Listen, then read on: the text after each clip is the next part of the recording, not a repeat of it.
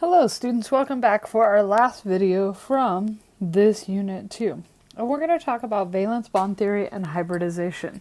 This gets a little bit out there, so we're just going to kind of hit the high points. You can read more about it in these pages up there if you so choose, but for the most part, we're just going to talk about hybridization kind of on the very surface level, so I don't want you to be stressed out about it. So quickly, we're going to review how bonds form. Remember, our bonds form by having a little bit of overlapping, right, of our electron clouds, all right? And so that's how we form a bond. Now, what we have is there's a couple of theories out there, all right, for forming bonds. And one of those theories is valence bond theory, which is what we talk about, the overlapping of orbitals. So that is one of the main theories, and that's the one you'll learn first. And then as you go on, like in college chemistry, you might talk about the molecular orbital theory, which gets a little even further out there because it talks about quantum physics and stuff. But again, that's kind of off on a side. So what the valence bond theory talks about is having hybrid orbitals. And so our hybrid orbitals are hybrids or hybridization. What does it mean to be a hybrid? And so what we're talking about is we're talking about a mix of two or more. For our cases, we're only going to talk about two orbitals. All right, two different orbitals. All right, and we actually think of them in terms of sublevels, all right?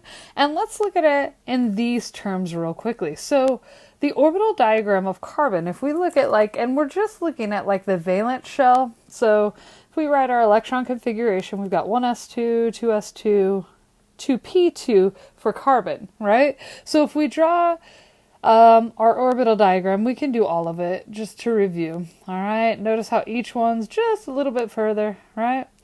The first one is full. We got an up, down, and then we have two out here in the p orbitals, right?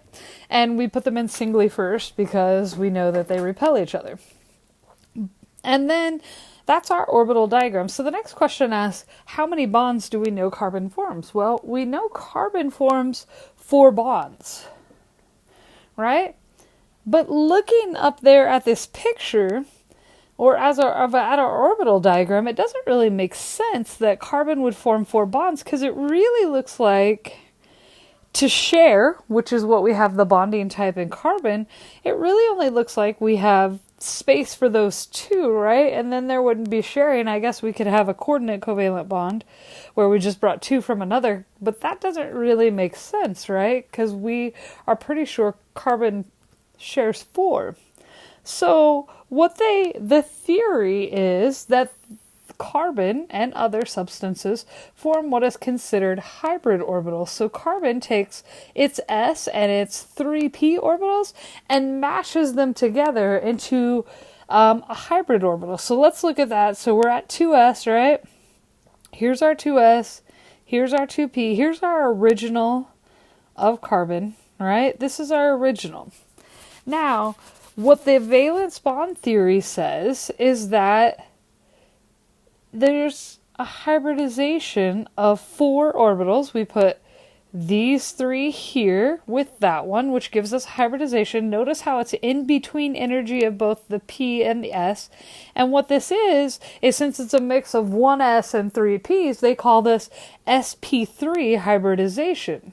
And now each electron gets its own orbital, which reduces the repulsion of these 2 fill, and it also gives us a way that carbon could actually form 4 bonds. So that's called sp3 hybridization.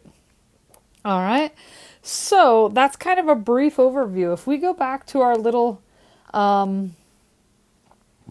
graphic that we've been filling out for a couple days now, all right, we look here, all right, we have a place for hybridization. Well, sp means that there are only 2 electron groups, right? We have 2 electron groups or bonding groups. So our hybridization would be sp, because there's 1s and 1p formed as hybrids. When we have a group of 3, we're going to have sp2, sp2, sp2. 2. All right. And then when we have like what we had for carbon, this would be sp3. All right.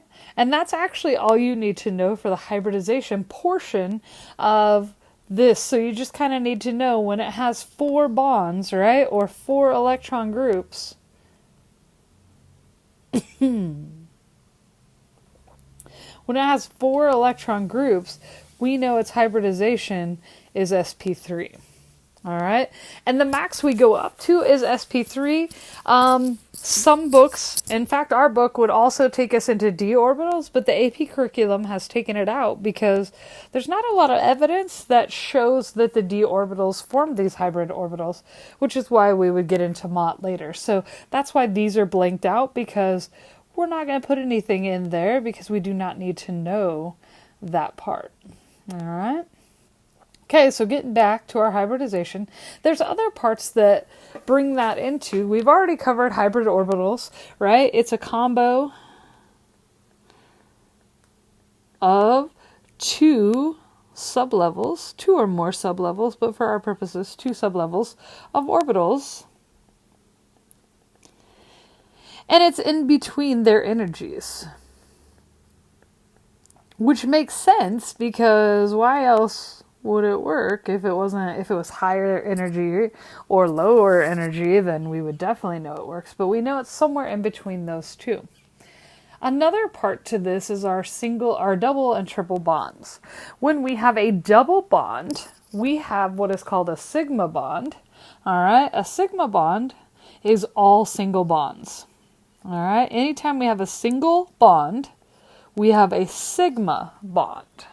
When we have a double bond, we have a sigma and a pi. So this is, our sigma bond is overlapping in the plane. All right, so if we look right here, see how they're overlapped within the plane? That is our sigma bond. They're overlapping in the plane.